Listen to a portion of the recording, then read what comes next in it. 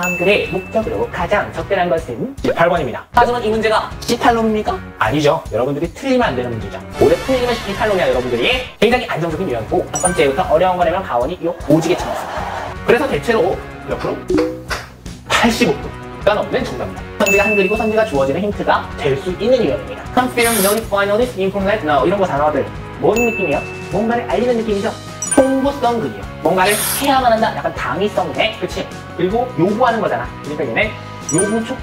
뭔가를 제안하거나 뭐를 하는 게 좋지 않을까라고 물어보는 표현이죠. 그렇기 때문에 얘는 제안하는 거야. 빡침, 개빡침.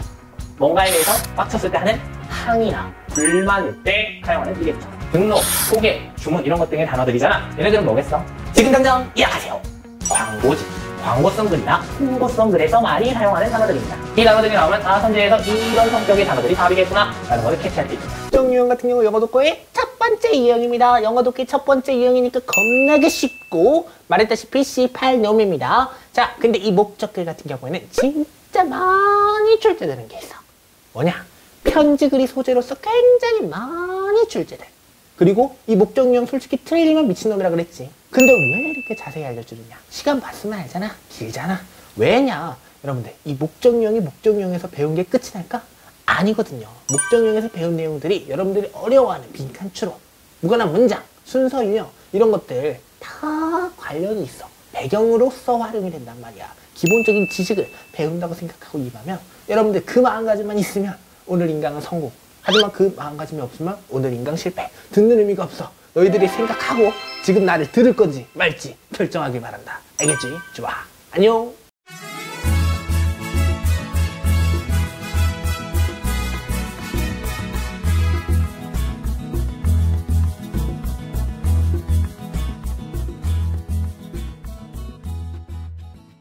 헤이 모두들 안녕. 내가 누군지 아니? 여러분 반갑습니다. 상영해주의 이상혁 선생님입니다. 오늘은 바로 여러분과 함께 목적유형으로 첫 시간을 함께 하고자 합니다. 글의 목적유형이 첫 시간. 뭔 소리야? 듣기 끝나고 첫 번째로 제시되는 문제라는 문제야. 그러면 이 첫 번째로 제시되니까 몇 번 문제예요? 앞에 인강을 듣고 오셨으면 알 텐데 듣기가 17문항이니까 18놈이겠죠? 18번입니다. 하지만 이 문제가 18놈입니까? 아니죠. 여러분들이 틀리면 안 되는 문제죠. 올해 틀리면 18놈이야 여러분들이. 이 문제는 반드시 맞출 수 있는 쉬운 유형이에요. 맞추셔야만 하고요. 근데 내가 왜 이렇게 시간과 노력을 들여서 첫 번째 인강 시간에 이 문제를 꽂아놨느냐? 첫 번째 이유는 목적 유형이 첫 번째로 제시되기 때문이에요. 원래 어려운 유형 순서대로, 중요한 유형 순서대로, 배움이 많은 순서대로 하려고 했으나 그냥 첫 번째부터 차례대로 가자. 수능 순서랑 같게 가자. 라는 선생님들의 의견이 더 많았기 때문에 그렇게 결정을 해서 나는 그거에 맞게 로봇처럼 움직이는 것 뿐이에요.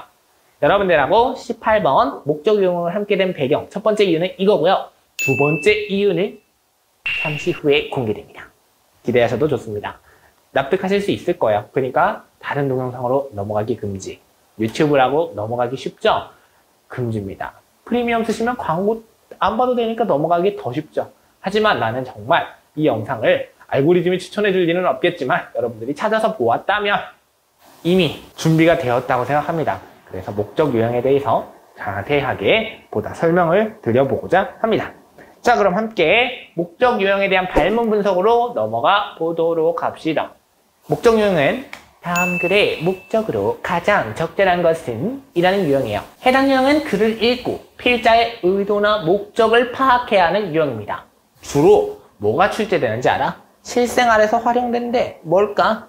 여러분들이 문제를 풀어봤으면 뭐가 나오는지 알 텐데 제일 많이 등장하는 거 편지글. 그리고 또 목적이기 때문에 안내문 많이 나오고요. 그리고 뭔가 광고, 뭔가 판매를 촉진하려는 거니까. 그리고 마지막으로 초대장 이런 것 등의 유형에서 출제가 많이 됩니다. 그 중에서도 특히 뭐가 많이 출제되느냐? 이놈 편지글이라는 쓰기가 가장 많이 출제됩니다. 만약에 편지글이 출제된다 하면은 편지를 쓴 사람과 편지를 받는 사람이 누군지를 알아야 돼요. 예를 들면 위에서 설명을 하죠. 나는 스텔라, 너다. 뒤에서 그럼 베르셀라에서 기다리겠다. 나중에 보자, 디나. 이런 식으로 할 수 있는 거죠. 그래서 이거를 파악한 다음에는 편지를 쓴 목적까지도 살필 수 있으면 정답 유추 가능, 쌉 가능. 이게 내가 지금 앞으로 6단계에 걸쳐 설명할 거에 한 줄 요약. 그만큼 쉬운 유형. 쉬운 유형이니까 나도 쉽게 설명을 더 쉽게 하는데 그러다 보니까 말이 길어지는 거야. 이 문제 솔직히 길게 말할 필요 있어 없어? 없어. 하지만 나는 정말 어려운 문제처럼 가르치는 게 내 목표예요. 여러분. 왜? 어려운 문제처럼 가르쳐줘야지 수능에서 무지 쉽다니까? 원래도 쉽지만 무지 쉬워. 그거의 장점은 뒤에서 나오고 이걸 들어야 하는 이유가 뒤에서 나온다고 말한 게 계속 이거야. 알았냐? 내가 계속 앞에서 말하기가 좀 그런 게 앞으로는 반복할 일이 없겠지만 목적 유형을 배우면서 내가 그 말을 여러 번 하면 안 되잖아. 다른 유형을 배우면서도 앞으로도 하면 안 되잖아. 그래서 뒤에서 공개합니다. 라는 거예요. 가장 타이밍이 적절할 때. 편지를 쓴 목적을요. 직접적으로 드러내는 경우가 많아요. 왜? 이 문제는 평가원이 쉽게 내는 문제예요.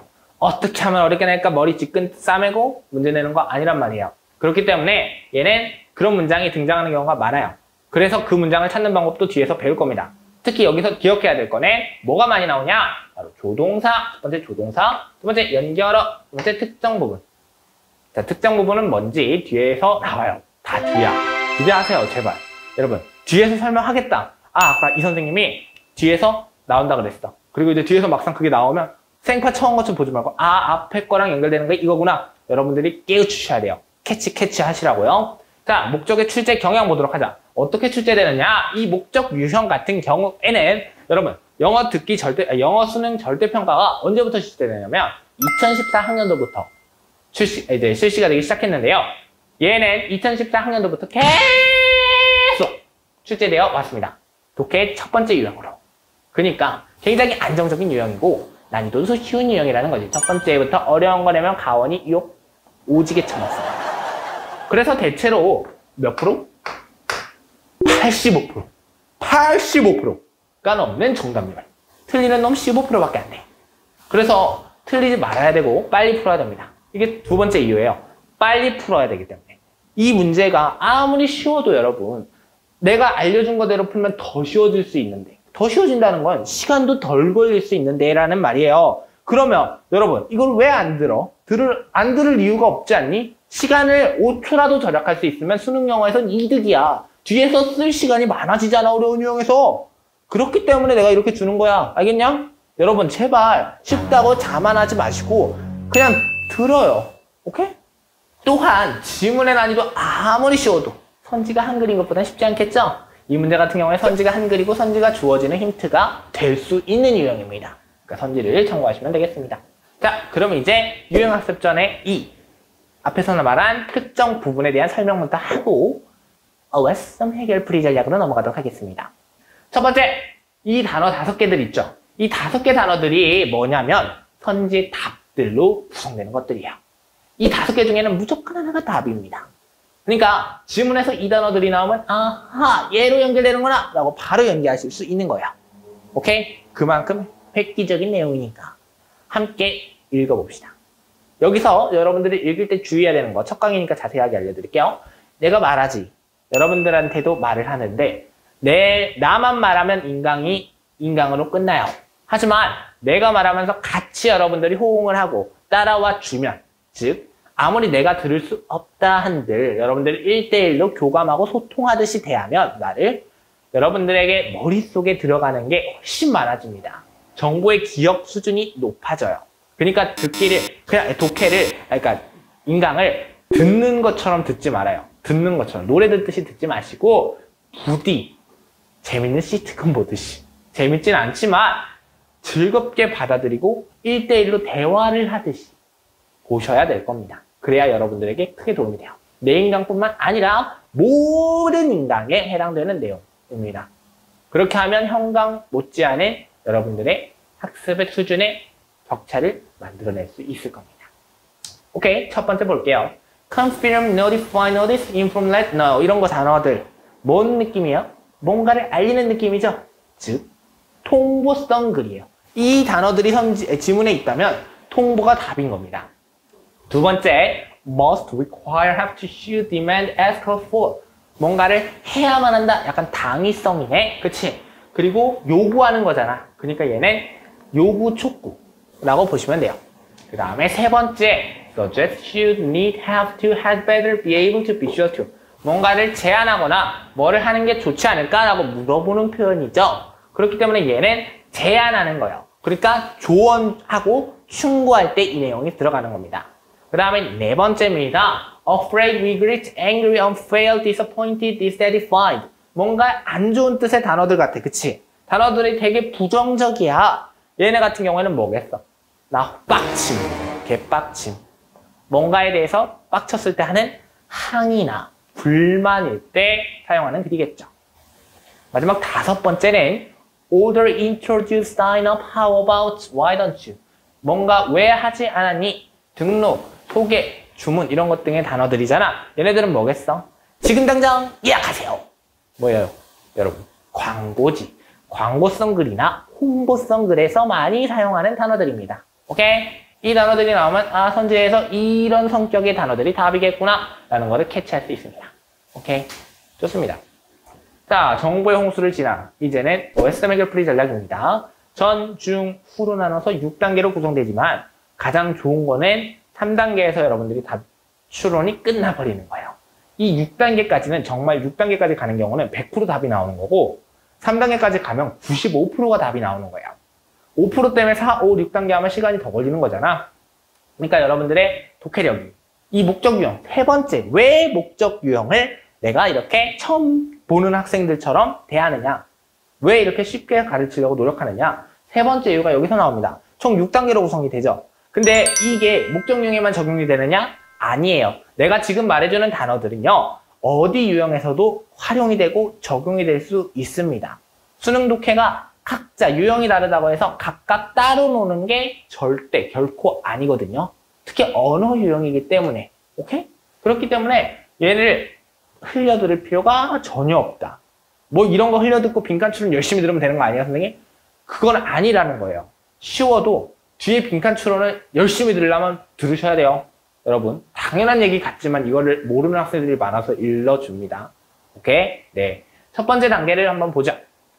선지가 한글로 제시되는 쉬운 유형이니 선지를 읽어 반복되는 표현을 소재로 머릿속에 각인시켜두자. 예를 들면 선지, 잠깐 선지를 한번 생각해 볼게. 선지는 반복되는 단어들이 들어갈 수밖에 없어. 왜? 지문이 뭐 이만해? 아니지. 지문은 끼차 요만해. 그러면 이 지문이 요만한데 여기서 답을 만들어야 되니까 선지 5개가 어쩔 수 없이 같은 단어 겹치는 단어 생길 수밖에 없겠지. 그렇기 때문에 이 단어들이 핵심 소재라고 유추하기가 쉬워요. 오케이? 이 단어들이 영어로 지문에 제시되어 있겠구나. 이거를 여러분들 1단계에서 캐치. 5초도 안 걸릴 수도 있어요.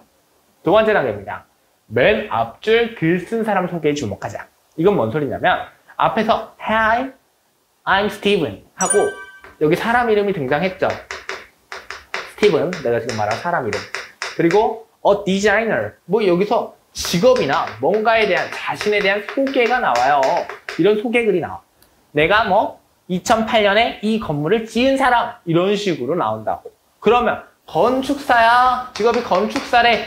그럼 뭐가 나오겠어? 얘가 무슨, 내가 무슨 뭐가 나올까? 여러분들이 세미나에 참여해줬으면 좋겠어. 이거는 뭐 설득력 있어. 건축박람회 참여하세요. 괜찮아. 근데 뜬금없이 교회에 나오세요 여러분들이라든가 아니면 또 뭐가 있을까? 말이 안 되는 거. 제가 여러분들의 그림을 그려드리겠습니다. 이런 거 있지. 그럼 화가겠지. 그렇잖아. 그래서 이 건축사가 나온다. 뒤에서 소개한 게 굉장히 너희들이 이 소재를 제한적으로 이해하는 데 도움을 줘. 그렇기 때문에 이 사람 이름 뒤에 직업이나 이런 소개를 해석 제대로 합니다. 이게 바로 2단계까지 전 단계입니다. 여기서만 해도 내가 보기에 정답 5개 중에 2-3개 걸러진다. 내가 보증합니다. 걸러질 수 있습니다. 좋아, 다음 넘어갑시다. 3단계입니다. 굉장히 빨리빨리 넘어가죠? 후로 갈수록 어려워지니까 아무래도 좀 더 슬라이드가 하나가 길어지겠지만 앞에 1단계, 2단계는 말할 것도 없지. 3단계입니다. 지문에서 반복되는 표현을 찾자. 경우에 따라 자주 쓰이는 어휘와 표현들을 찾으셔야 합니다. 자, 이 자주 쓰는 어휘와 표현들은 뭐가 있을 것 같아요? 자, 반복되는 표현. 지금 앞에서 소재 찾은 거 알아요? 그 소재가 반복되는 경우가 태반일 거거든요. 하지만 영어 지문에서도 반복되는 표현이 있을 수 있어요. 그래서 이 반복되는 표현을 찾으셔야 합니다. 그리고 경우에 따라 자주 쓰이는 어휘는 왜 찾아야 되는지 알아요? 이 자주 쓰는 어휘와 표현. 얘네들은 지문하고 상관없는 얘기. 자, 이 글의 목적은요. 글의 목적 유형이면 목적 유형을, 그러니까 목적을 드러내는 표현이 분명합니다. 왜 이 글을 썼는지. 자, 내가 이 목적 유형을 푸는 수능 수험생 이전에 이 글을 쓴 사람이라고 생각해 볼게요. 자, 뭔가에 대해서 의미를 전하는 거죠. 편지글, 안내장, 초대장, 광고문 다 목적이 있는 거잖아. 이런 목적을 가진 글들은요. 당연히 이 목적 유형에서 나와서가 아니라 그 글을 쓴 외국인의 입장에서 당연히 목적을 명확히 드러낼 수밖에 없어요. 내가 나름 심도 있게 고민해서 목적을 전달하고자 하는데 내가 이 목적을 돌려 말할 이유가 있을까요, 여러분? 전혀 없습니다. 내가 무슨 어려운 논문도 아니고 의미만 전달하면 돼. 이 내 마음속을. 그렇기 때문에 얘는 목적이 분명하게 드러나요. 목적이 분명하게 드러나요. 목적이 분명하게 드러나요. 그리고 아까 말한 것들, 실생활에서 흔히 접할 수 있는 글들. 즉, 실용문이 굉장히 많이 제시돼요. 거의 대부분. 90% 이상이 이걸로 제시되기 때문에 자주 쓰이는 어휘와 표현들이 있어요. 이 목적 유형을 볼 때는 뭐를 보아야 하는지가 바로 4단계에 나와요. 이 단어들이 뭐냐? 바로 이겁니다. 뭐다? 동사, 동사구, 연결어구. 동사, 동사구, 연결어구. 왜? 목적은 뭔가를 행동을 촉구하려고 아니면 뭔가를 권하려고 하는 거잖아. 그렇기 때문에 동사, 뭔가 행동, 액팅을 취하는 거란 말이야. 그래서 동사, 동사구 중요해요. 그리고 이 유형 같은 경우에는 쉽다 그랬지. 그래서 다른 유형에 비해 연결어구를 평가원이 지우지를 않아요. 말했잖아. 어려운 유형에서 예전에는 연결어구 잘 등장했는데 연결어구 때문에 지문 구조가 너무 티가 나버리는 거야. 그러니까 평가원 입장에서는 어렵게 냈는데 그걸 티가 나니까 애들이 흐름을 알아서 아, 이걸만 해석하면 되겠네 하고 이것만 해석하고 답을 찾는 거지. 그러다 보니까 우리 가원 씨께서는 어머 이건 아닌데 하는 거지. 이렇게 풀라고 한 거 아닌데 나는 2분 30초를 생각하고 2문 제출제했는데 애들이 30초 만에 풀면 나는 어쩌자는 거야? 이런 식으로 나오는 거야. 그러다 보니까 연결어구를 치워버리기 시작했어. 근데 이 유형은 평가원이 시작하자, 준비해, 레디 하는 문제란 말이야. 그렇기 때문에 이 연결어구 지우겠어? 안 지워요. 오케이? 그래서 이 연결어구를 찾아야 된다라는 말을 여기서 하는 거예요. 오케이? 좋습니다. 자, 그 다음 후로 넘어갑니다. 자, 후 한번 같이 읽어봅시다. 시작! 글의 흐름 전환에 주의해야 하니 특히 마지막 변화 여부, 연결사 등을 꼭 체크하자. 자, 글의 흐름 전환. 자, 이 목적 유형 같은 경우에는 실용문이 주로 제시된다 그랬죠? 그리고 지문의 난이도가 높다, 낮다, 낮아요. 지문의 난이도가 낮기 때문에 막 굳이 평가원이 꼴 부분이 없어. 우리 가원 씨가 평가원 입장에서 봤을 때 꼬기가 힘들어요. 대놓고 써주네. 꼬기 힘들어요. 근데 목적 유형에서 유일하게 할 수 있는 게 무엇이냐면 쉬운 유형 같은 경우는 마지막에 가서 은근슬쩍 바꿔버리는 거야. 자, 마지막에서 좋은 얘기 다 하다가 마지막에서 근데 미안하지만 싫어 할 수 있단 말이야. 이 마지막에서 바꿔버리는 거지. 얼마나 배신 때리는 거야. 그치? 이런 경우가 태반이 있습니다. 거 좀 있어요. 마지막 부분에서 변화를 줘서 앞부분만 읽고 10초 만에 답 찾은 애들을 틀리도록 하는 거야. 이렇게 했을 때 15% 안에 드는 거야, 여러분. 이 15%가 꼭 찍는 학생들만 포함된다? 아니에요, 여러분. 이 유형에서 정말 말 같지도 않게 실수하는 경우가 있다니까, 여러분. 그걸 주의하셔야 돼요. 그래서 꼬기 힘든데까 마지막 부분 가서 바꿔버리는 경우가 있어요. 하지만 다행인 건 연결사 평가원이 지우는 것까지는 굳이 이 문제 유형까지 적용하진 않는다고 했죠. 그렇기 때문에 이 연결사 등을 힌트로 활용할 수 있습니다. 우리가 통합 공략에서 배운 구, 유, 예, 열, 반, 강, 절 배웠잖아요. 그 중에서 변화 여부를 보여주는 단어는 뭐가 있을까? 반대가 있겠지. 이 뭔가 반다 하는 것들. 반대. 뭐가 있어요? 그러나. 첫 번째 단어, however. 두 번째 또 뭐가 있어요? 같은 의미, but. 세 번째, 그럼에도 불구하고. 그럼에도 불구하고. 이 정도가 있겠지. 다른 단어들 뭐 opposite 이런 것들도 포함이긴 하지만 아무튼 이 정도 나오면 바뀌는구나 라고 예측하시면 돼요. 오케이? 흐름 전환에 주의하셔야 됩니다. 그리고 있잖아, 흐름 전환을 주의하라는 부분에서 한마디 더 하고 싶은 게 있었어. 뭐냐면 부정어들만 흐름 전환을 유도하는 게 아니에요. 어떤 단어들이 유도를 또 할 수 있는지 알아요? 되게 말 같지 않은 단어들인데 고마워 라든지 I appreciate 이런 단어들이 나왔는데도 마지막에서 변화 여부를 보여줄 수가 있어요. 자, 한글로 넘어서 볼게. Thank you와 나는 경의를 표한다를 볼게. 예시 첫 번째 Thank you. 고마워. 너가 추천해준 거 너무 고마운데 나랑은 안 어울리는 것 같다 라고 말하는 거야. 앞에서 주구장창 나를 초대해줘서 고마운 이유를 다 말하는 거야. 그래놓고 뒤에서 그렇지만 웬걸 다음 주 토요일에 약속이 있는걸 이런 식으로 배신도 해드리는 거지. 물론 이 정도로 막 막장인 내용은 안 해요. 평가원이 내오진 않지만 예시를 든 거예요. 그런 내용은 충분히 있었어. 이거 나온 단어들이야 얘들아 기출에. 그 다음에 I appreciate. 너가 나한테 이런 인사, 그러니까 채용, 그러니까 취업, 일자리를 소개시켜줘서 내가 딱 맞는 것 같아서 괜찮아. 나 너무 고마워. 하지만 나 이미 취직했어. 할 수 있단 말이야. 그렇기 때문에 이런 것들도 변화, 흐름 전환을 유도할 수 있어요. 이런 단어들도. 고마워하면 마무리 짓는 거 아닙니다. 꼭. 오케이? 이것만 기억하시면 되고요. 마지막 6단계 보도록 하시죠. 6단계 함께 읽어보십시다. 필자의 주장이나 결론을 포괄하고 있는 선택지를 고른다. 자, 필자의 주장이나 결론을 포괄하고 있는 선택지를 고르세요. 주장, 결론. 왜 주장, 결론이야? 필자가 하고 있는 말들 중에 그냥 아무거나 집어가지고 목적용에 갖다 대면 안 돼? 안 돼. 왜? 이 목적용은 아무리 쉬워도 주장이나 결론이 글의 목적인 거야. 그 글, 이 전체 글은 하나의 주장을 가리키고 있어. 그 안에서 설명하고 있는 세세한 것들을 신경 쓸 필요가 전혀 없단 말이야. 그렇기 때문에 얘는 그걸 주시해야 돼요. 그러면 이거를 찾으려면 여러분 어떻게 해야 될까요? 자, 이 주장이 글의 전반에서 드러나기도 해요. 첫 번째, 내가 물론 핵심어들이 있다고 했지. 이런 식으로. 여기 부분만 읽어도 직접적으로 드러내는 표현이 있다고 했지만 아닌 경우도 있단 말이야. 아닌 경우에는 빼 이런 거 다 읽어야 한단 말이야. 그렇기 때문에 이 주장이나 결론을 포괄하고 있는 연결사를 설명을 해드리려 해요. 자, 이 통합공역에서 연결을 마찬가지로 했어요. 말씀을 드렸지만 여러분들이 한 번 더 익혀라. 이 유형에서는 이 연결어들이 특히 중요하다. 주장이나 결론이라 그랬으니까 나도 똑같이 쓸 거야. 주장.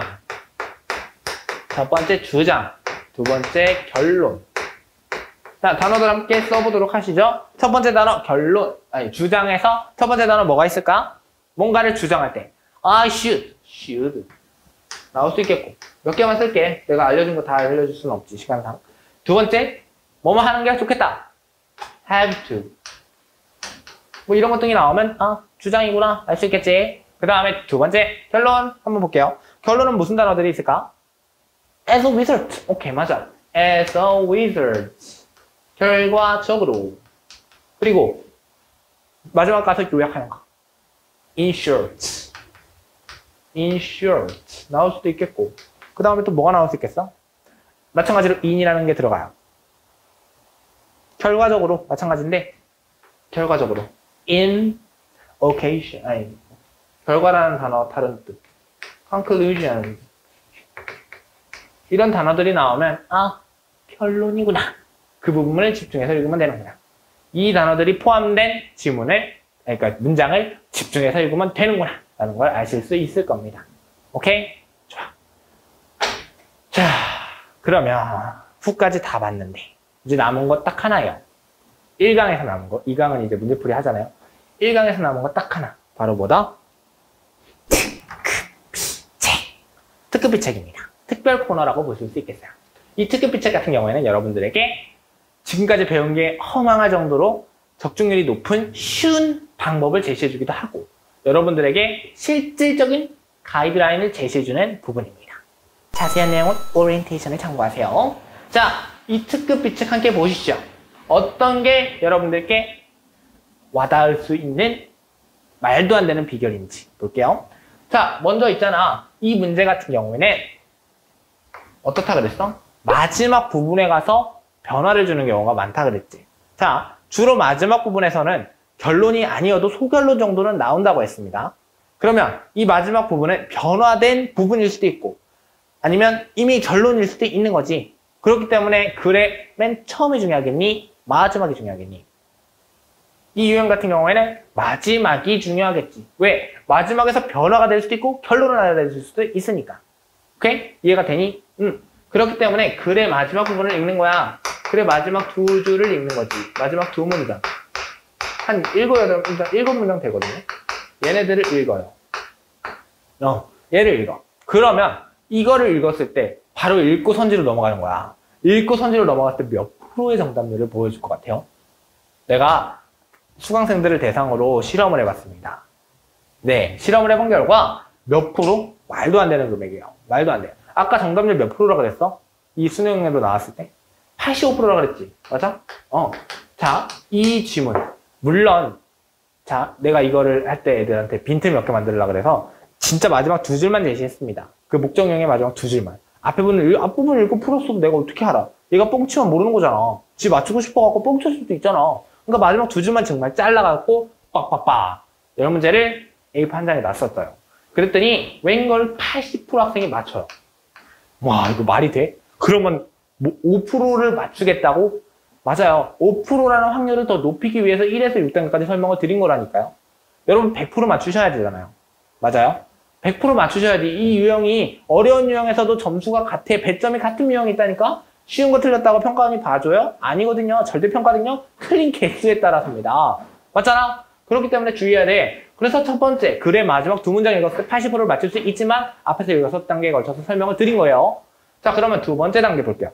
그럼 두 번째는 뭐냐면 아까 글의 첫 부분에서 그 사람의 직업이나 그 사람에 대한 정보도 알 수 있고 소재 파악이 가능하다고 그랬지? 그래서 글의 첫 부분에 이번에는 첫 부분으로 갑니다. 중간에서 어디를 딱 찍으라는 말은 안 해요. 이 유형 같은 경우에는. 쉬운 유형이니까.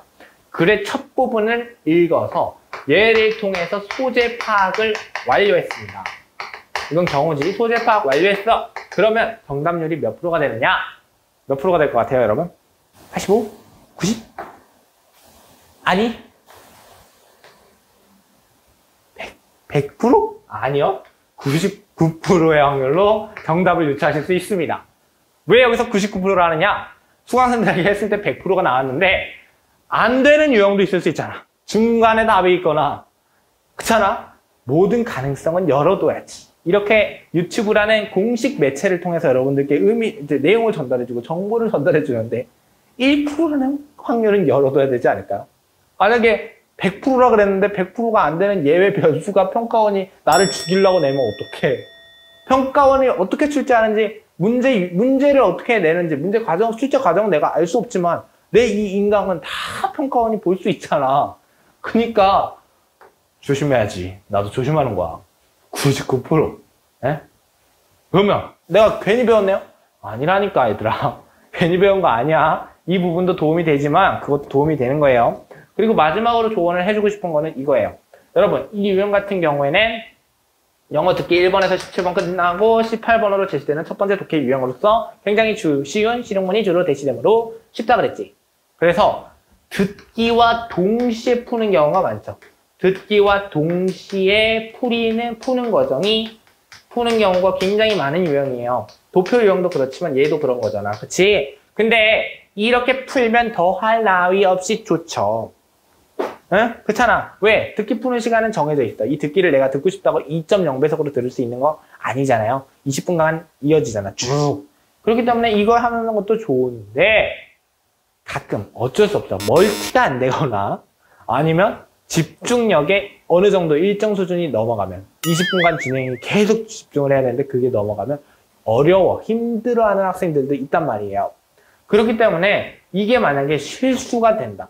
듣기를 틀리거나 이 유형을 틀린다.